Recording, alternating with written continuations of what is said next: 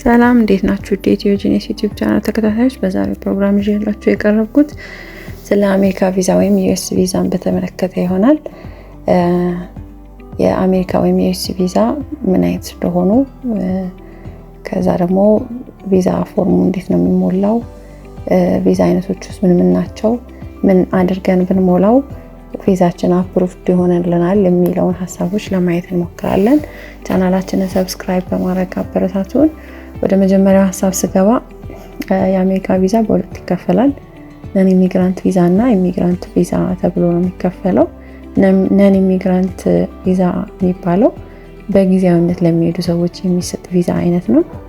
ላይክ ለቱሪዝም፣ ለቢዝነስ ኦር ለትምህርት ለሚሄዱ ሰዎች የሚሰጥ፣ ምክንያቱም ሰዎቹ ፐርማነንትሊ እዛ አይቆዩም። ለሆነ ጊዜ ነው፣ ለ2 ወር፣ ለ3 ወር፣ ለ1 ወርም ሊሆን ይችላልና ለእንደሱ የሚሰጥ ቪዛ ነን ኢሚግራንት ቪዛ ይባላል። ሁለተኛው ኢሚግራንት ቪዛ ነው። ይሄ ፐርማነንት ላይ እዛ ለሚኖሩ ሰዎች የሚሰጥ ቪዛ ነው። ላይክ እንደ ዲቪ ሎተሪ አግኝተው ለሚሄዱ ሰዎች፣ አግብተው ለሚሄዱ ሰዎች የሚሰጥ ቪዛ፣ ለመኖር የሚሰጥ ቪዛ ኢሚግራንት ቪዛ ይባላል። እኔ ፎከስ አድርጌ ላቀርብላችሁ ያሰብኩት ስለ ነን ኢሚግራንት ቪዛ ነው። ነን ኢሚግራንት ቪዛ እንዳልኳችሁ ፎር ቴምፖራሪ ስቴይ ለሚያደርጉ፣ ለጊዜያዊነት ሄደው ለሚቆዩ ሰዎች የሚሰጡ የቪዛ አይነቶች ናቸው። ይሄ አንደኛ ቢ1 ቢ2 የሚባል ቪዚተር ቪዛ አለ። ቢ1 ማለት ቪዚት ፎር ቢዝነስ የሚሄድ ሰው የሚሰጠው ቪዛ ቢ1 ይባላል። ቢ2 ደግሞ ለቱሪዝም ወይም ለፕሌዥር፣ ለመዝናናት ወይም አገር ለማየት ለሚሄድ ሰው ቢ2 ቪዛ ይሰጠዋል። ሁለተኛው ኤፍ ቪዛ የሚባል አለ። ይሄ ለስቱደንት የሚሰጠው ቪዛ ነው። ፎር ስቱደንት አቴንዲንግ አካዳሚክ ኢንስቲትዩሽን፣ በአሜሪካ አካዳሚክ ኢንስቲትዩሽን ውስጥ ለሚገቡ ተማሪዎች የሚሰጥ ቪዛ ኤፍ ቪዛ ይባላል። ሶስተኛው አይ ቪዛ ነው። ይሄ ኤክስቼንጅ ቪዚተር ቪዛ ይባላል። ይሄ የልምድ ልውውጥ የምንለው አይነት ኤክስቼንጅ ፕሮግራሙ ላይ ሪሰርች ወይም ካልቸራል ኤክስቼንጅ አክቲቪቲ ላይ ለመሳተፍ የሚሰጥ ቪዛ አይ ቪዛ ይባላል። ይቅርታ ጄ ቪዛ ነው የሚባለው። ይሄ ቪዛ ለኤክስቼንጅ ለልምድ ልውውጥ የሚሰጥ ቪዛ ጄ ቪዛ ይባላል። አራተኛው ኤም ቪዛ ይባላል። ይሄ ለቮኬሽናል ስተዲ፣ ለቴምፖራሪ ትሬኒንግ አቴንድ ለማድረግ የሚካሄድበት ቪዛ አይነት ነው። ቮኬሽናል አካዳሚክ ኢንስቲትዩሽን ውስጥ አይገባም፣ ግን ለሳም ካይንድ ኦፍ ትሬኒንግ ለተወሰነ ጊዜ የሚሰጥ ቪዛ አይነት ነው። ሌላኛው ሲዋን ወይም ደግሞ ዲ የሚባል አይነት ቪዛ አለ። ይሄ ፎር ትራንዚት የሚያደርጉ አሜሪካ አርፈው በመርከብ ወይም በኤርክራፍት ወደ ሌላ አካባቢ ለመሄድ ለመሸጋገሪያ ትራንዚት ለማድረግ የሚሰጥ ቪዛ ነው። አንዱ ሲዋን የሚባለው ቪዛ። ሌላኛው ዲ ነው። እሱ ለክሩ ሜምበርስ፣ ለሆስተሶች፣ ለፓይለቶች፣ ምክንያቱም ኢንተርናሽናል ኤርክራፍት ሲያርፍ የሚሰጥ ቪዛ ነው። አሜሪካ ሲሄዱ ቪዛ ያስፈልጋቸዋልና እሱ የክሩ ሜምበር ስትሆኑ የሚሰጣችሁ ቪዛ ዲ ይባላል። ሌላኛው አርዋን የሚባል አለ። አርዋን የሚባለው ቪዛ ለሪሊጂየስ ወርከር የሚሰጥ ቪዛ ነው። ሪሊጂየስ ወርከር ለሪሊጂየስ ፐርፐዝ የሚሄዱ በተለያየ ሃይማኖታዊ ጉዳይ ቤተክርስቲያንን ለማገልገል ሊሆን ይችላል፣ መስጊዶችን ሊሆን ይችላል፣ ብቻ ለሃይማኖታዊ ፐርፐዝ የሚሄዱ ሰዎች የሚሰጣቸው ቪዛ አር ቪዛ ይባላል። ሌላኛው ለሚዲያ ሰዎች የሚሰጥ ቪዛ አለ። ለጆርናሊስት፣ ለጋዜጠኞች፣ እነዚህ ፎሬን ሚዲያዎች፣ ለፊልም ክሮዎች የሚሰጥ ቪዛም አለ። ከዛ ኤ ቪዛ የሚባለው እሱ ለዲፕሎማት ወይም ለፎሬን ገቨርንመንት ኦፊሻሎች፣ ለባለስልጣኖች ወይም ለዲፕሎማቶች የሚሰጥ ቪዛ ነው። እነዚህ በነን ኢሚግራንት ቪዛ የሚሰጡ ናቸው። ለኢንፎርሜሽን ያህል ኢሚግራንት ቪዛ የሚባለው ዳይቨርሲቲ ቪዛ እና ዲቪ ፋሚሊ ቤዝድ ተደርገው የሚሰጣችሁ ቪዛ፣ ለፊዩንስ የሚሰጥ ቪዛ። ከዛ ደግሞ ሪተርኒንግ ሬዚደንት ቪዛ የሚባል አለ።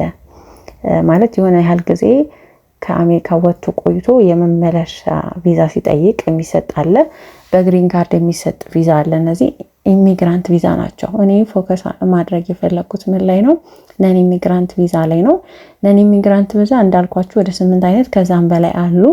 እነዚህም ቪዛዎች ግን እኛ ሀገር በጣም ብዙ ሰው አፕላይ ያደርጋል፣ ግን ሪጀክት ነው የሚደረገውና ለማንሳት የፈለኩት ሀሳብ ምንድነው? ለምንድነው ሪጀክት የምንደረገው? ለምንድነው ሰው በጣም የሆነ ሰማያዊ ወረቀት አለ ሪጀክሽን ፔፐር፣ እሱ ነው የተሰጠው የሚወጣውና አሜሪካ ኤምባሲ አካባቢ ብትሄዱ በቀን ውስጥ 10% ያህል ሰው እንኳን አይሰጠውም። በጣም ብዙ ሰው ነው እና ብዙ ሰው ምን ይላል እንደውም የእድል ጉዳይ ያደርገዋል። እንደዛ ሳይሆን ፎርም ስንሞላ ይሄ ፎርም ምን ሞላበት አለ ዲፓርትመንት ኦፍ ስቴት የሚሰጠን ዲኤስ 160 ተብሎ ነው የሚሰጠውና ያቺ ፎርም የአሜሪካ ቆንጽላ ገብታችሁ ዌብሳይት ውስጥ ገብታችሁ እንትን ብታረጉ ፎርሙን ማን ነው የሚሞላላችሁ ታገኙታላችሁ ፎርሙን። እና ፎርሙን ብዙ ጊዜ ከፍለን ነው የምናስሞላው። ሪፕሬዘንታቲቮች አሉ፣ እነዚህ አማካሪዎች በየቦታው አሜሪካ ኤምባሲ አካባቢ ብትሄዱ አሉ፣ ካሳንቺስ አካባቢ አሉና እነሱ ላይ ነው እኛ ዲፔንድ የምንሆነውና ብዙ ኢትዮጵያውያን በፎርም በሚሞሉ ሰዎች ነው ፎርሙን የምናስሞላው፣ ወይም ደግሞ በሌላ ውጭ ባለ ሰው ነው የምናስሞላው። ግን ራሳችን መሙላት ብንችል ጥሩ ይሆናል። አዘርዋይስ ደግሞ የተሞላው ፎርም ቼክ ብናደርገው፣ ምክንያቱም እኛ እነሱ ከኛ የተሻለ ያውቃሉ ብለን ስለምንተውላቸው ብዙ ጊዜ ሪጀክት እንደረጋለን። ይሄን ስላችሁ ፎርሙን ስንሞላ የሚጠበቅብን ነገር አለ እያንዳንዷ ማለት ነው። ዲኤስ 160 የምትባለው ፎርም ኦንላይን ላይ አለች። ነን ኢሚግራንት ቪዛ አፕሊኬሽን ዲኤስ 160 ነው የምትባለው። አሞላሉን ከፈለጋችሁ በቀጣይ ቪዲዮ ሰራላችኋለሁ። በጣም የሚያስፈልጋችሁን ዶክመንቶች ሬዲ ካደረጋችሁ በኋላ መሙላት እንዴት እንደሚቻል ራሳችሁ ያዘጋጃችሁት ቢሆንና ራሳችሁ ብትሞሉት ሞር ኢፌክቲቭ እንደምትሆኑ ነው። እኔ ባለፉት ጊዜያቶች በሰራሁት ሪሰርች ራሳችን ብንሞላ ምን ያህል ኢፌክቲቭ እንደምንሆን አይቻለሁና ምክንያቱም እነሱ በጣም ብዙ ሰው ስለሚበዛባቸው ኬርለስሊ ነው የሚሞሉት። እንደገና ሪጀክት ስትደረጉ እንደገና ደግሞ ሄዳችሁ አፕላይ ታደርጋላችሁ። አንድ ሪጀክት ስትደረጉ 6 ወር ቆይታችሁ ነው እንደ ሪጀክሽኑ አይነት ማክሲመሙ 6 ወር ቆይታችሁ ነው አፕላይ የምታደርጉት። ስለዚህ ፎርሙን በምን አይነት መልኩ መሙላት እንዳለባችሁ መረጃ አሰጣጣችን ልክ ነው ልክ አይደለም ምንድነው የሚሆነው መሰላችሁ? እኛ ምን ሞላው ፎርምና ልንሄድበት ያሰብነው ፐርፐዝ ሲጣረስ እነሱ በነገራችን ላይ የሄድን ሰዓት አይደለም ሪጀክት የሚያደርጉን ኦልሬዲ ከአንድ ቀን በፊት ከቀጠሮ አንድ ቀን በፊት ፔፐራችን ያስገባነው ዶክመንት ታይቶ ነው ሪጀክት አድርገው ነው ኦልሬዲ ሪጀክት አድርገው ነው የሚቆዩት። ሳምፕል ኢንፎርሜሽን ነው ከኛ የሚጠብቁት ወይ የሚጠይቁት። እማናሟላ አይነት የተጣራሰ አይነት ስንሞላው ፎርሙ ላይ በትክክል ሀሳባችን መገለጽ አለበት። እንዳልኳችሁ ፎርሙን ዲቴል በሚቀጥለው ቪዲዮ አብረን እንሰራዋለን፣ አሳያችኋለሁ። ሪከርድ እያደረግን እየሰራን አሳያችኋለሁ። ይሄ ሲሆን ምንድነው እያንዳንዷ ሀሳብ በትክክል መቀመጥ አለባት።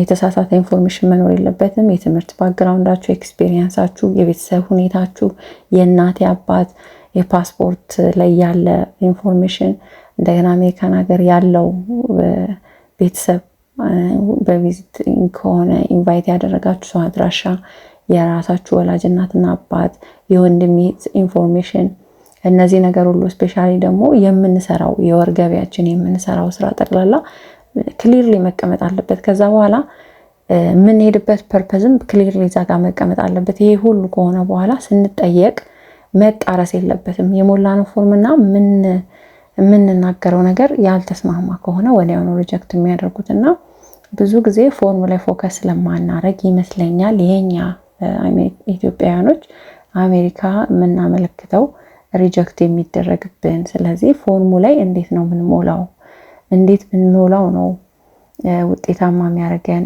የሚለውን ሀሳብ እንድናስብበትና ፎርሙን በጣም ቀላል ነው መሙላት። እያንዳንዷን ዲቴል ካንተን ካላለ እያስተካከላችሁ ስለሚሄድ በደንብ አድርገን እንሞላዋለን። አፕላይ ከማድረጋችን በፊት ስለ ዩኤስ ቪዛ ትራቨል ስቴት ኦፍ ገቨርንመንት የሚል ዌብሳይት ውስጥ ገብታችሁ ዲቴል ማንበብ እንዳለባችሁ ያሳየናል። እንዳለ ምን ብናረግ ምን ሬዲ አድርገን ፎርሙ መሙላት እንዳለብንም ያሳየናልና መሙላቱ በጣም ኢዚ ነው። ስለዚህ በሚቀጥለው ቪዛ በሚቀጥለው ፕሮግራም እንዴት አድርገን ዩኤስ ቪዛ አፕሊኬሽን ፎርሙን አብረን እንሞላዋለን ማለት ነው። ስላዳመጣችሁኝ አመሰግናለሁ። ቻናላችንን ሰብስክራይብ በማድረግ እንድታበረታቱን ጠይቃችኋለሁ። ቴንክ ዩ። መልካም ቀን